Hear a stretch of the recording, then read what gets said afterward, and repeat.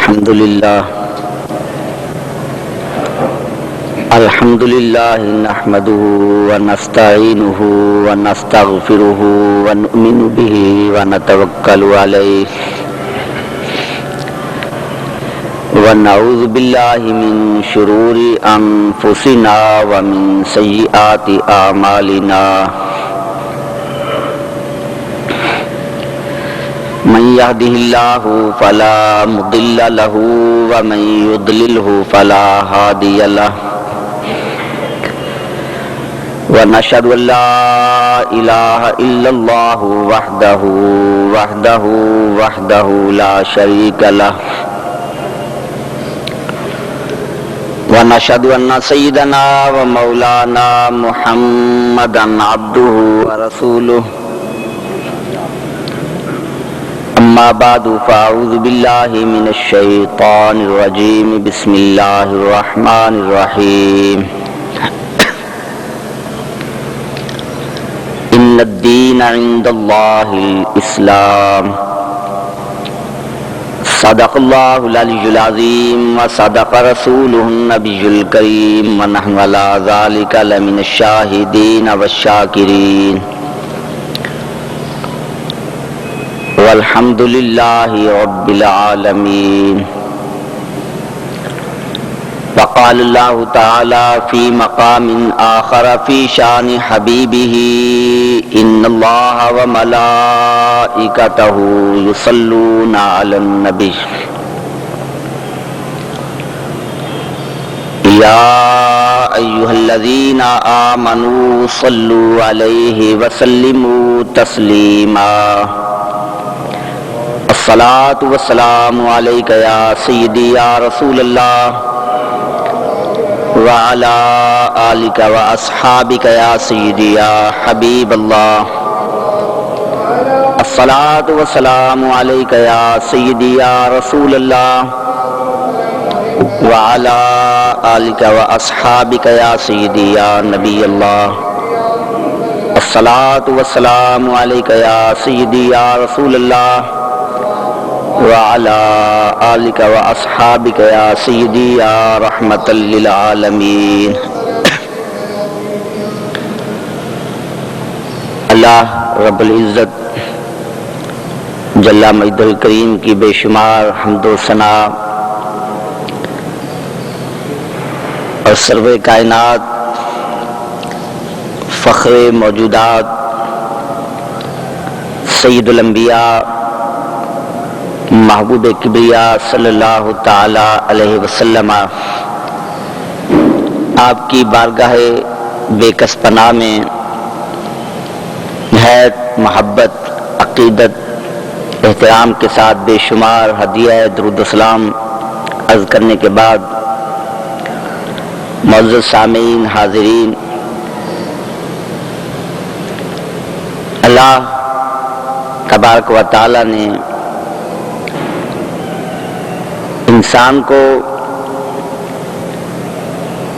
اس دنیا کے اندر ایک مختصر اور محدود سی زندگی عطا فرما کر اپنی عبادت معرفت کے لیے بھیجا.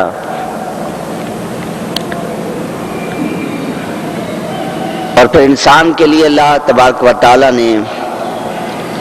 یہ زندگی گزارنے کے طریقے اور اصول مقرر فرمائے.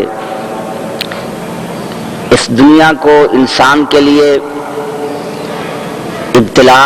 آزمائش، امتحان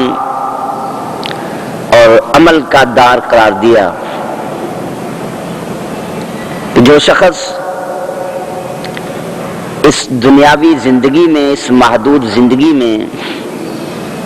اللہ رب العزت جل مجدہ الکریم کے مقرر کردہ طریقے رسول و ضوابط کے مطابق زندگی گزارے گا تو پھر اخروی زندگی میں اسے اللہ تبارک و تعالیٰ کی رضا، اللہ کے بے شمار انعامات حاصل ہوں گے. اب انسان اس دنیا میں آیا، اللہ نے انسان کو عقل اور شعور عطا کیا، فہم و فراست عطا کی. تو انسان نے اپنی سمجھ، اپنی عقل اور اپنی فہم و فراست کے اعتبار سے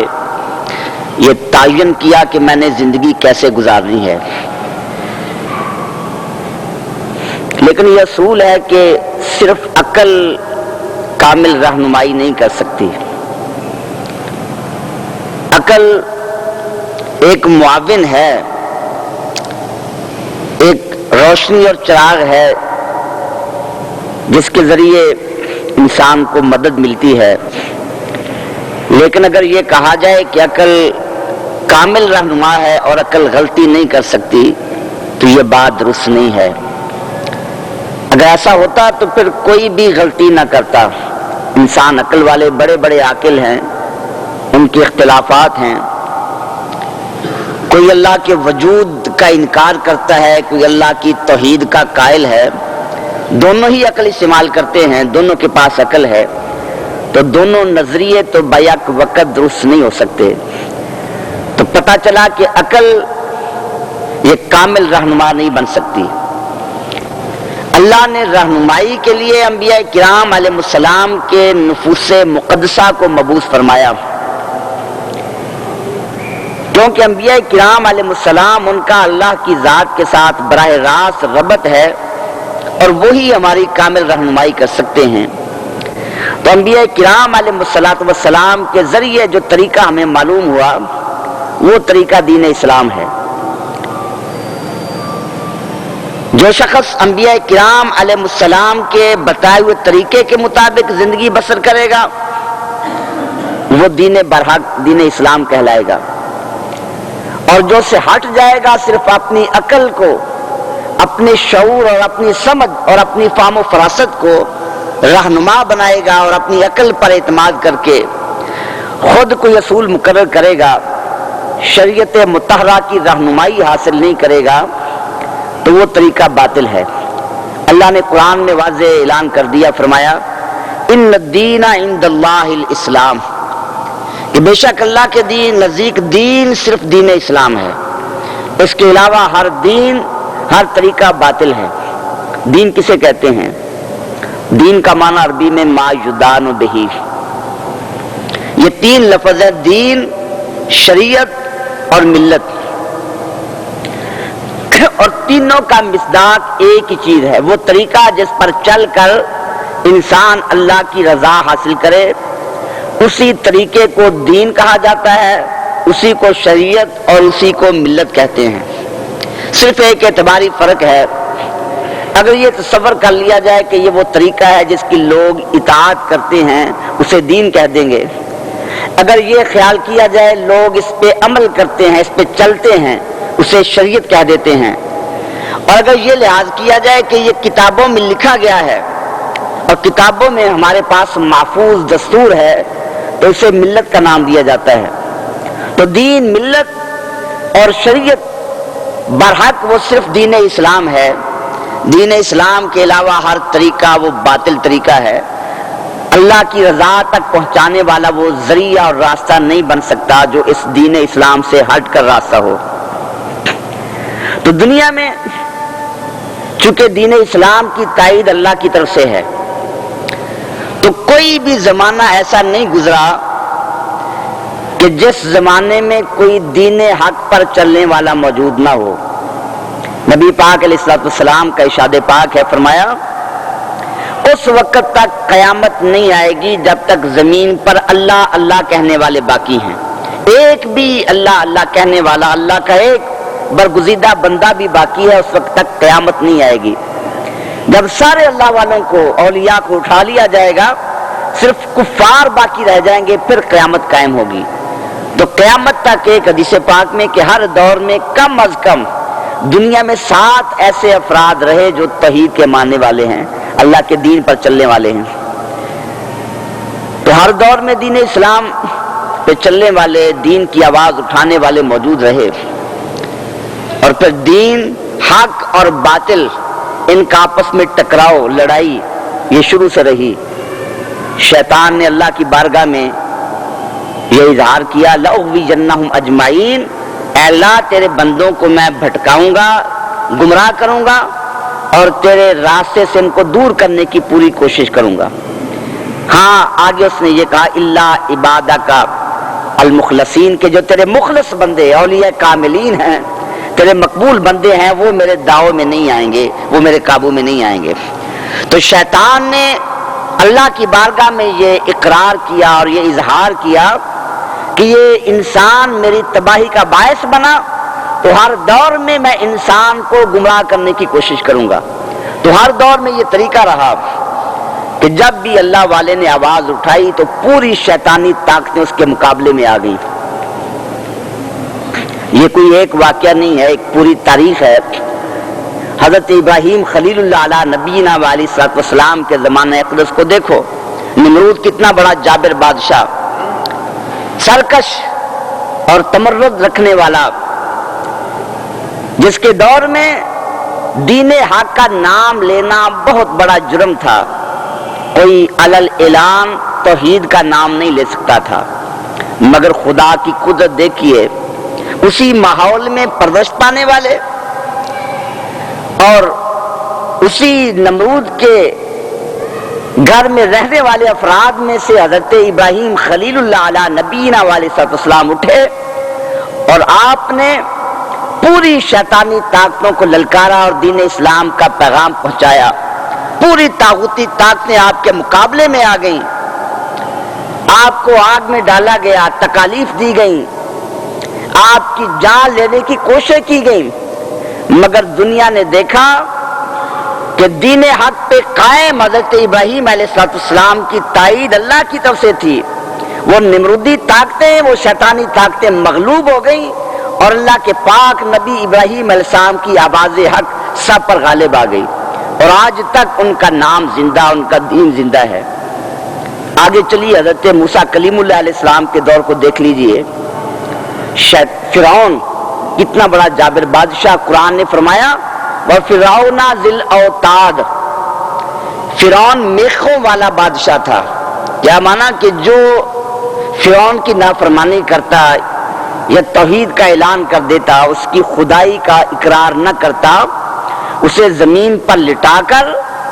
اس کے ہاتھ پاؤں میں چاروں میخیں گاڑ دی جاتی، میخیں ٹھوک دی جاتی، سزا دی جاتی، سولی پہ لٹکا دیتا، اور اس کے دور میں بھی کلمہ حق کہنا، ایک خدا کا اعلان کرنا، توحید کا نام لینا، یہ بہت بڑا ناقابل معافی جرم تھا۔ مگر اللہ کی قدرت، اللہ نے اسی فرعون کے گھر میں حضرت موسیٰ کلیم اللہ علیہ السلام کی پرورش فرمائی۔ فرعون تنخواہیں دیتا رہا ان کے انتظام کے لیے۔ پھر حضرت موسیٰ کلیم اللہ علیہ السلام نے فرعون کے سامنے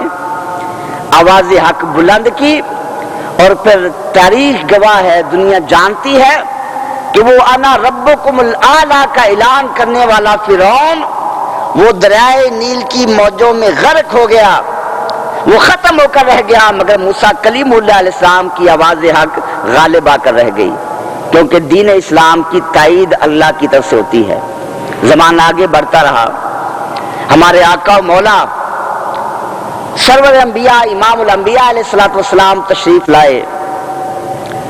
تو وہ بھی ایسا دور تھا کہ پوری طاغوتی قوتیں اکٹھی ہو گئیں اللہ کے نبی علیہ السلام کے اعلان حق کو دبانے کے لیے۔ آپ کو شہید کرنے کے منصوبے بنائے گئے، جو آپ کی غلامی اختیار کرتا اسے ننگی پشت کر کے آگ پہ لٹا دیا جاتا، تپتی ہوئی پتھریلی زمین پر سخت دھوپ میں دوپہر کے وقت لٹا کر سینے پہ پتھر رکھ دیے جاتے، کوڑے مارے جاتے۔ نبی کریم علیہ السلام کی غلامی کا اظہار کرنے والے صحابہ کرام علیہ الرضوان کو بوریوں کے اندر بند کر کے ناک میں دھواں پہنچایا جاتا، نیزوں سے چھلنی کیا جاتا، ان کا مقاطع بائیکاٹ کیا گیا، کھانا پینا بند کر دیا گیا۔ مگر میرے آقا کریم علیہ السلام نے اعلان فرمایا، اے قریش مکہ، تم اپنی سر توڑ کوششیں کر رہے ہو، فرمایا کہ سن لو، اگر میرے ایک ہاتھ پر چاند رکھ دیا جائے، ایک ہاتھ پر سورج رکھ دیا جائے، اور پوری دنیا کی تکلیفیں مصیبتوں کے پہاڑ میرے اوپر ڈال دیے جائیں، میں اکیلا رہ جاؤں، فرمایا کہ ہر مصیبت برداشت کروں گا مگر اعلان حق سے 1 انچ بھی پیچھے نہیں ہٹ سکتا۔ اور پھر دنیا نے دیکھا ابو جہل ختم ہو گیا، ابو لہب ختم ہو گیا، اتبا و شہبہ ختم ہو کر رہ گئے، مگر نام مصطفیٰ آج بھی زندہ ہے۔ رفعنا لک ذکرک، اللہ کا اعلان ہے محبوب ہم نے آپ کے ذکر کو بلند کر دیا۔ انہوں نے اللہ کا ذکر کیا اور اللہ نے آپ کے ذکر کو بلند کر دیا۔ دور آگے بڑھتا رہا، انبیاء کرام علیہ الصلوۃ والسلام ان کا زمانہ رشد و ہدایت گزر گیا، آپ خاتم النبیین بن کر تشریف لائے، فرمایا ختم بی النبیون، اللہ نے نبیوں کے سلسلے کو میری ذات پہ ختم کر دیا ہے۔ فرمایا نہ خاتم النبیین لا نبی بعدی، نہ اللہ کا آخری نبیوں میرے بعد کوئی نبی نہیں ہے، لیکن دین حق ایسا دین ہے جس نے قیامت تک باقی رہنا ہے۔ یہ ایک ایسا آفاقی دین، اس کی تعلیمات ایسی عمومی تعلیمات ہے کہ قیامت تک کے ہر دور کے لیے کافی کامل اور مکمل ہیں۔ تو اس دین کی حفاظت کے لیے پھر اللہ نے علماء، اولیاء، علماء ربانیین، ان ائمہ کرام کو منتخب کیا۔ ہر دور میں علماء، اولیاء اور ائمہ دین حق کی آواز بلند کرتے رہے۔ خانوادہ نبوت میں سے حضرت سیدنا امام حسین رضی اللہ تعالیٰ عنہ، آپ نے کربلا کے میدان میں ایک عظیم مثال قائم کی۔ جب نبی پاک علیہ الصلوۃ والسلام کے دین کی اقدار کو پائمال کیا جا رہا تھا اور آپ دیکھ رہے تھے کہ مسجدوں سے نمازی ختم ہو رہے ہیں، اذانوں کی آوازیں مدم پڑ رہی ہیں، شراب کو رواج دیا جا رہا ہے، زنا اور بدکاری کو عام کیا جا رہا ہے، محرمات کو حلال قرار دیا جا رہا ہے، دین اسلام کے قوانین کا مذاق اڑایا جا رہا ہے، تو حضرت امام حسین رضی اللہ تعالیٰ عنہ، جنہوں نے اللہ کے محبوب کریم علیہ الصلوۃ والسلام کی آغوش میں تربیت پائی تھی، نانا جان نے جن کی تربیت فرمائی تھی، اے میرے نواسے آج میں تمہارا خیال کرتا ہوں، کل تم نے میری امت کا خیال کرنا ہے، آج میں تمہیں گرنے سے بچاتا ہوں، کل تم نے میری امت کی کشتی کو ڈوبنے سے بچانا ہے۔ آپ نے پھر وہ کردار ادا کیا، اپنے نواسوں، اپنے بیٹوں، اپنے بھتیجوں، اپنے دوستوں کی جانوں کو قربان کر دیا، اپنی جان کو قربان کر دیا، اپنے خون سے کربلا کی زمین کو رنگین کر دیا، اور دنیا نے دیکھا امام حسین رضی اللہ عنہ شہید ہو گئے، مگر شہید ہونے کے باوجود یزید مر گیا، مٹ گیا، مگر حسین کا نام آج تک زندہ ہے، ان کا نام بھی زندہ ہے، ان کا مشن بھی زندہ ہے۔ تو زمانہ اسی طرح آگے بڑھتا رہا، ہر دور میں حق اور باطل کی یہی لڑائی جاری رہی، یہی ٹکراؤ جاری رہا۔ بر صغیر میں مغلیہ خاندان کے دور میں اکبر بادشاہ، اس نے دین اکبری رائج کر دیا، ایک الگ دین بنا دیا، اور مسلمان، اسلام اور ہندو مذہب کو اکٹھا کرنے کی ایک کوشش کی، سجدے کروائے گئے بادشاہ کو۔ پھر اللہ نے ایک عالم ربانی، امام ربانی مجدد الفسانی رحمت اللہ تعالی علیہ کو اس کے مقابلے میں کھڑا کیا، اس کا بیٹا جہانگیر، اس کے مقابلے میں آپ نے آواز اٹھائی، اور پھر آپ نے علامہ اقبال کے اس شعر کا مصداق بن کر سامنے آئے کہ جھک نہ سکی جس کی گردن جہانگیر کے آگے، اور لوگوں نے دیکھا وہ جہانگیر جو امام ربانی کی گردن کو، ان کے سر کو اپنے سامنے جھکانا چاہتا تھا، وہ جھک گیا، مگر امام ربانی نہ جھک سکے۔ امام ربانی، انہوں نے آواز اٹھائی، اس آواز کا نتیجہ یہ تھا، ان کی آواز ایسی غالب آئی کہ پھر وہی مغلیہ خاندان، اسی خاندان کا عظیم فرزند سلطان اورنگزیب عالمگیر رحمت اللہ تعالی علیہ وہ وقت کا مجدد بن کر نمودار ہوئے۔ یہ امام ربانی کی کاوشوں کا نتیجہ تھا۔ وقت آگے بڑھا اور پھر وہ دور بھی آیا کہ مغلیہ خاندان قریباً 1000 سال تک ہندوستان پر مسلمان حکومت کرنے والے، ان کی حکومت کا آفتاب غروب ہو گیا۔ وہ مغلیہ خاندان جس کی بادشاہوں کے نام سن کر اغیار کانپ جایا کرتے تھے، اسی مغلیہ خاندان کے آخری بادشاہ کے سامنے اس کے شہزادوں کے سر کاٹ کے ناشتہ بنا کر پیش کیا گیا۔ اور پھر انگریز اپنی عیاری اور مکاری سے ہندوستان پہ قابض ہوا، تو اس وقت جب بڑے بڑے جبہ پوش مولوی کہلانے والے، بڑے بڑے پیر کہلانے والے، لیڈر اور قائد کہلانے والے، جو اللہ کے محبوب کریم علیہ الصلوۃ والسلام کے متعلق تو یہ لکھتے تھے کہ ان کو کسی چیز کا اختیار نہیں، وہ یہ اعلان کر رہے تھے برملا کہ انگریز ہمارا مالک اور مختار ہے، اسے جو چاہے وہ کر سکتا ہے۔ وہ انگریز کی غلامی کا دم بھرتے تھے۔ اس نازک وقت میں اہل سنت کے امام علامہ فضل حق خیر آبادی رحمت اللہ تعالی علیہ، آپ نے آواز اٹھائی اور آپ نے بھی اپنی جان کی قربانی پیش کر دی، مگر دنیا نے دیکھا علامہ فضل خیر آبادی کی قربانی کا نتیجہ یہ ہوا، آپ چلے گئے، رخصت ہو گئے، مگر ان کی قربانی ضائع نہیں گئی، بلکہ ہندوستان کے مسلمانوں میں آزادی کی ایک تڑپ پیدا کر کے چلے گئے، اور وہ تڑپ دن بدن بڑھتی چلی گئی، اور پھر اسی تڑپ کا نتیجہ تحریک پاکستان کی صورت میں نمودار ہوا۔ اور پھر وہ وقت بھی آیا، انگریز نے دیکھا کہ مسلمان یہ تو دبتے ہی نہیں ہیں، یہ بڑھتے ہی جا رہے ہیں، ان کو دبایا جا رہا ہے، ان کے علماء و مشائخ کو شہید کیا گیا، پھانسیوں پہ لٹکایا گیا، قتل کیا گیا، ان کی عزتوں کو پائمال کیا گیا، مگر دن بدن ان کی قوت میں، ان کے جذبے میں اضافہ ہو رہا ہے۔ یہ کیا جذبہ ہے؟ تو علامہ اقبال نے جیسے کہا تھا کہ انگریز نے یہ دیکھ لیا کہ یہ طاقت کیا، راز کیا ہے، تو انگریز نے کہا یہ فاقہ کش کہ موت سے ڈرتا نہیں، روح محمدی کو اس کے بدن سے نکال دو۔ انگریز نے جان لیا کہ یہ عشق رسول کا ایک جذبہ ہے،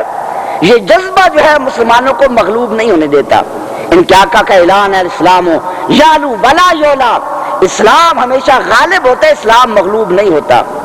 جب تک اس جذبے کو نہ نکالا جائے گا مسلمان مغلوب نہیں ہو سکتے۔ وہ بڑا چالاک تھا، بڑا عیار تھا۔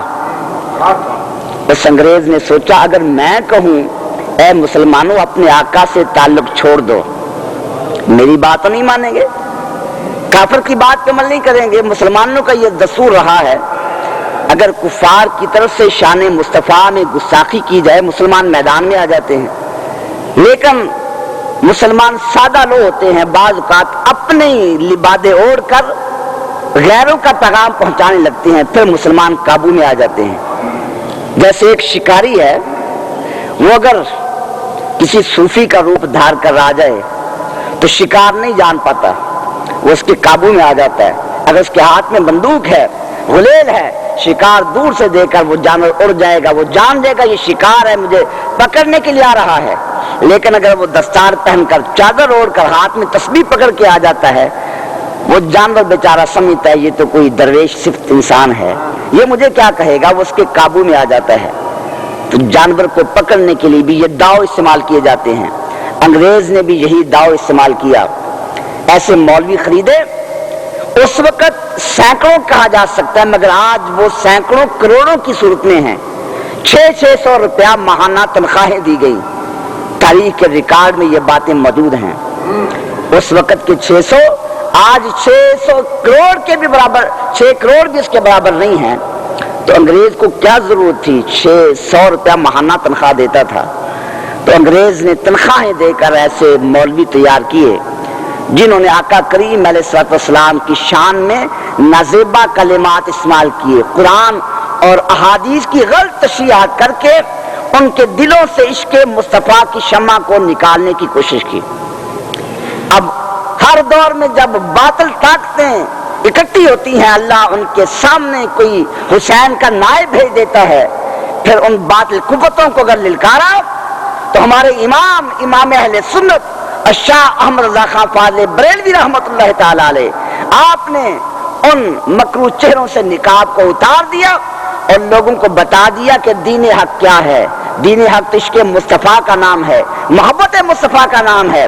آپ نے بتا دیا کہ جب تک آقا کریم علیہ السلام سے تعلق نہیں ہے، چاہے وہ کوئی مولوی ہے، محدث ہے، کوئی مفسر ہے، وہ استاد ہے، فرمایا کوئی پیر ہے اس کو دل سے دور کر دو، جیسا دودھ سے مکھی کو نکال کر پھینک دیا جاتا ہے، فرمایا اس سے تعلق برقرار نہ رکھو۔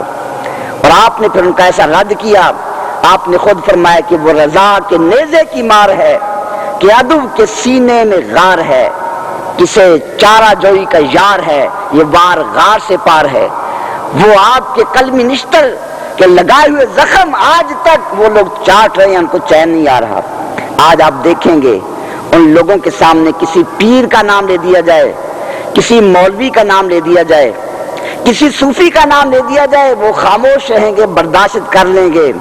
مگر جب ہمارے امام کا نام آئے، امام احمد رضا فاضل بریلوی، تو آج بھی وہ کام جاتے ہیں، وہ امام احمد رضا کے نام کو برداشت نہیں کر سکتے، کیونکہ وہ جانتے ہیں کہ یہی وہ ایک ہستی تھی، یہی وہ ایک مرد حق آگاہ تھا جس کو اللہ نے مجدد بنا کر مبعوث فرمایا، اور جس نے آ کر ہمارے مکروہ چہروں سے پردوں کو اتارا اور دنیا کے سامنے ہماری اصلی تصویر پیش کی۔ وقت گزر گیا، علامہ فضل خیر آبادی رحمت اللہ تعالی علیہ نے جو تحریک چلائی تھی وہ تحریک پاکستان بنی، اور پھر کیا ہوا، اس تحریک پاکستان میں بھی ایسے ایسے مولوی تھے جو یہ اعلان کرتے تھے کہ ہم پاکستان کی پے نہیں بننے دیں گے، جو ہندوؤں کے ساتھ ملاپ کو اپنی معراج تصور کرتے تھے، جن کا کہنا یہ تھا کہ قائد اعظم تو کافر اعظم ہے، اگر پاکستان بن گیا تو ہم پیشاب سے داڑیاں منڈوا لیں گے، ایسے دعوے کرنے والے لوگ موجود تھے۔ اس وقت اللہ نے امام اہل سنت شاہ محمد احمد رضا خان فاضل بریلوی رحمت اللہ تعالی علیہ ان کے جانشینوں کو یہ طاقت دی، علماء اہل سنت سنی بنارس کانفرنس میں 5000 علماء و مشائخ جمع ہوئے، اور محدث اعظم ہند علامہ سید محمد محدث کٹھوچی رحمت اللہ علیہ آپ نے صدارتی خطبہ میں اعلان کیا، آپ نے فرمایا اگر بالفرض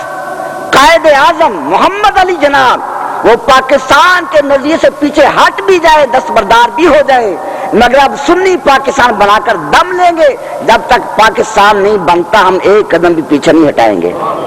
نعرہ تکبیر، نعرہ رسالت، سیدی مرشدی، راز رضا، رضان محمد سے اعظم پاکستان۔ امیر ملت سید جماعت علی شاہ صاحب علی پوری رحمت اللہ تعالی علیہ آپ نے فرمایا کہ جو کوئی قائد اعظم کی مسلم لیگ کو ووٹ نہیں دے گا ہم اسے مسلمانوں کے قبرستان میں دفن کرنے نہیں دیں گے۔ تو یہ علماء و مشائخ تھے جن کی قربانیوں کا نتیجہ آج پاکستان کی صورت میں ہمارے سامنے موجود ہے، اور پھر دیکھا پاکستان بن گیا، لیکن وہی لوگ بہروپیے انہوں نے دیکھا کہ اب مسلمان تو کامیاب ہو گئے، پاکستان بن گیا، اگر اب ہم پیچھے ہٹے رہے تو پاکستان میں عاشقان مصطفیٰ کا غلبہ ہوگا، تو پھر یہاں بھی وہی لوگ بہروپ بدل کر بھیس بدل کر یہاں بھی قابض ہو گئے، پاکستان کے ٹھیکیدار بن گئے، اور یہاں بھی اللہ کے محبوب کریم علیہ السلام کے ذکر پاک کے خلاف سازشیں ہونے لگی۔ تو پھر اعلیٰ حضرت فاضل بریلوی رحمت اللہ علیہ کا فیضان مجسم بن کر ہمارے آقائے نعمت محدث اعظم پاکستان علامہ ابوالفضل محمد سردار احمد رحمت اللہ تعالی علیہ آپ تشریف لائے، اور آپ نے آ کر پاکستان میں گستاخان مصطفیٰ کا ایسا آپریشن کیا کہ آج پورا پاکستان الصلاۃ والسلام علیکہ یا رسول اللہ کی صداؤں سے گونج رہا ہے۔ آج جگہ جگہ یہ محافلے ذکر مصطفیٰ اور یہ فیضان محدث اعظم پاکستان ہے۔ اسی لیے تو وہ لوگ کہتے ہیں یہ لیل پوری درود ہے، اس کو مشہور کرتے ہیں یہ لیل پوری درود ہے، اللہ کے یہ درود تو پہلے سے چلا رہا ہے، یعنی آپ نے اس درود کی اشاعت کے لیے ایسی قربانیاں دی کہ اس درود کا نام ہی ان لوگوں کی زبان پر لیل پوری درود بن گیا۔ اب جس طرح اللہ کامل مردوں کو بھیجتا ہے اسی طرح یہ شیطان بھی اپنے نائبین کو بھیجتا رہتا ہے۔ اب یہ زمانہ قریب کی بات ہے، ہمارے سامنے کی بات ہے، یہ پاکستان جو اسلام کے نام پر حاصل کیا گیا، عشق مصطفیٰ کے نام پہ حاصل کیا گیا، اولیاء کا جو فیضان ہے پاکستان، اسی پاکستان میں اسلام کا نام لے کر اولیاء کاملین کے مزارات پہ حملے کرنے شروع ہو گئے. اسی پاکستان میں معصوم بچوں کو شہید کرنا، عورتوں کی عصمت دری کرنا، علماء و مشائخ کی لاشوں کو قبروں سے نکال کر پھانسیوں پہ لٹکا دینا، اس کو شریعت کا نام دیا جانے لگا. تو جس طرح حضرت محدث اعظم پاکستان رحمت اللہ تعالی علیہ، آپ کو اللہ نے جرأت عطا فرمائی، آپ کو شجاعت عطا فرمائی، آپ کو یہ قوت اور یہ شوکت اور یہ سطوت اور یہ غلبہ عطا فرمائے کہ آپ تنہا ان گستاخان مصطفیٰ کے مقابلے میں ڈٹ گئے. تو پھر اللہ نے اس دور میں حضرت سیدی محدث اعظم پاکستان رحمت اللہ علیہ کے فیضان سے آپ کے شہزادے جگر گوشہ محدث اعظم پاکستان حضرت صاحبزادہ حاجی محمد فضل کریم رحمت اللہ تعالی علیہ آپ کو بھیجا. حضرات یہ ایک اعلان سماعت فرما لیں. آج کی اس محفل پاک سمیت پاکستان اور بالخصوص فیصل آباد میں ہونے والی تمام بڑی بڑی محافل اور جید علماء اکرام کی ویڈیو سیریز آپ حاصل کر سکتے ہیں فیضان محدث اعظم کیسٹ ہاؤس، جو کہ ارشد مارکیٹ جنگ بازار میں واقع ہے. آج کی اس محفل پاک سمیت پورے پاکستان اور بالخصوص فیصل آباد میں ہونے والی تمام بڑی محافل اور ملک پاکستان کے جید علماء اکرام کی آپ ویڈیو سیریز حاصل کر سکتے ہیں. ارشد مارکیٹ جنگ بازار، فیضان محدث اعظم کیسٹ ہاؤس، جناب پیر قاری محمد جہانگیر صاحب آپ سے.